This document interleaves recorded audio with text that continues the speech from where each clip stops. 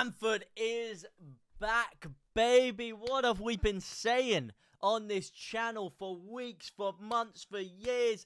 Start Patrick Bamford. Give him his blessings, give him his flowers, and get him in that starting 11 because this guy is the mustard. And I know last week a lot of people had been saying, listen, all right, that Bamford performance that we saw, the Bamford x Firpo masterclass, let's not read too much into Patrick Bamford, you know, because when Peterbrough came on in that same position, he was playing pretty decently after, and they're trying to tell me, listen, mate, don't read too much into Patrick Bamford. It's one performance, okay? Anyone can play in that role. If you put Peterbrough in that position, then it will work. But listen, mate, there's a reason why Peterbrough doesn't play in that position, because he can't do the things Patrick Bamford can do. He doesn't have the hold-up play of Patrick Bamford. He doesn't have the pressing of Patrick Bamford. He doesn't have the movement of Patrick Bamford. He doesn't create space for others like Patrick Bamford does. And Patrick bloody Bamford, there was only one thing missing out of his game, and that was the composure and the quality that we saw from him that first year in the Premier League. That's the one thing that has been missing out of his game this year, and I think it's been a lot of confidence knocking and, of course, injuries, but boy, oh boy, has he got his confidence back today. An absolutely beautiful, world-class finish. Absolutely slaps it top corner, mate. The composure to do this, yeah. The confidence, the bottle that it takes to even release a shot like this. The ball's coming. 30-yard pitcher from Ampadu. He chests it down. He's not facing the goal. And this is what I mean about Bamford's hold-up play.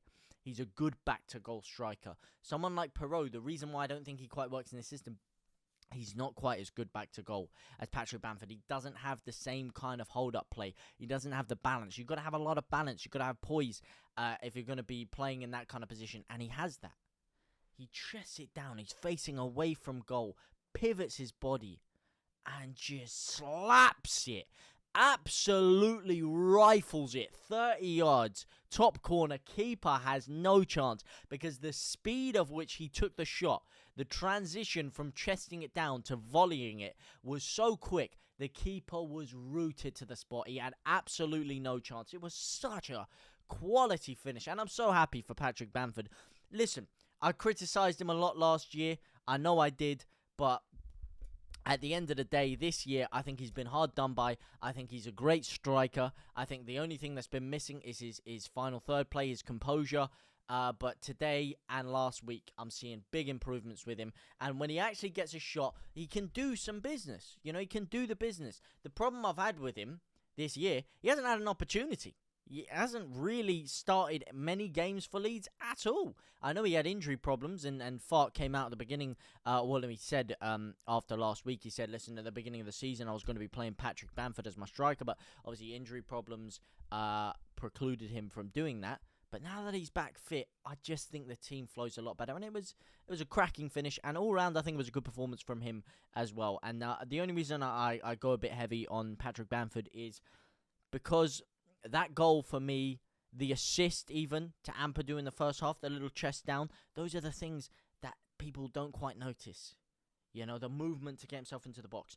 The ability to see that Ethan Ampadu is in a better position than him. Chests it down to him. Chests it down very nicely to him. The confidence that goal will give him, I think, will be absolutely vital in this next stretch of the season. And for me, I think you don't get Bamford out of the side. I think Bamford is our number 9 now. I think he starts number 9. Obviously, we're in the January transfer window. I want to know what you guys think. Do you guys still think we should go out and potentially buy another number 9? Or do you think that Patrick Bamford has the ability to play that position week in, week out? Now, the only problem for me is potentially injury problems. That's the only reason I would potentially still be sniffing around the transfer market. But I definitely wouldn't be dropping Patrick Bamford anytime soon, that's for sure. As for the other guy, the guy said he assisted, Ethan Ampadu, not only does he go and get his first goal for Leeds United, he then goes and gets his second one in the 90th minute with an absolutely beautiful header from the corner, leaps like a salmon, and the way he used all of the pace that was from the cross and just guided it into the far corner there. It was a beautiful finish. Another great performance by Ethan Ampadu. I've got to give him his flowers. The first finish, you know, you'd expect him to score from there inside the 18-yard box. Pretty pretty, simple finish for a man of his caliber. But the fact that he then went and slapped in a goal from a corner as well, because listen, Leeds do not have a lot of goals coming from elsewhere on the pitch. We've got goals coming from our front four. Aside from that, we really are starved when it comes to goals coming from other areas. And we need goals to come from other areas, especially if we're going to get promoted. If teams get promoted, how many times do you see them edge a win? A 1-0 or a 2 win, or a 2-0 or a 2-1 from a goal from someone you wouldn't expect, from a fullback or from a central midfielder. You know, when we got promoted that year under Bielsa, we had Klitsch popping in with goals from the midfield. We had Alioski at fullback coming clutch the amount of times he would score clutch goals. He scored a great one against Fulham to put us 3-0 up and really cruise control that game. He scored a beautiful one against Huddersfield that year. You know, you need these kind of players that just pop in, chip in with goals. Help out the forward players, You can't always rely on the front forward to get you goals. You have to have goals coming from elsewhere on the pitch. I think it's beautiful. Ethan Ampadu's got a couple of goals to his name now. Hopefully he can use that as a momentum to build on. But as I said, I think he played very well today. I think the whole team did. Obviously it's Peterborough. You'd expect Leeds to do it, even though in the cup runs, we usually end up bottling it a bit. But I wasn't one of those people that are like, let's just get out of the cup and focus on the league. Because for me, I see the cup as momentum. It's a springboard of momentum to carry on for the league fixtures that are coming up. I don't see it as something that you should just throw away. I know Leeds did that last year against Wolves. I wasn't very happy about it. We dropped so many players before that game. Ended up, losing in the last 10 minutes against Wolves. And then what happened? We were on a 2-game winning streak. We beat Liverpool and Bournemouth before that. Lost to Wolves, basically threw the game away. And then went and lost to Spurs in the league the next week. I think you need to keep wins going. You need to keep consistency going. And for me, I think today was key.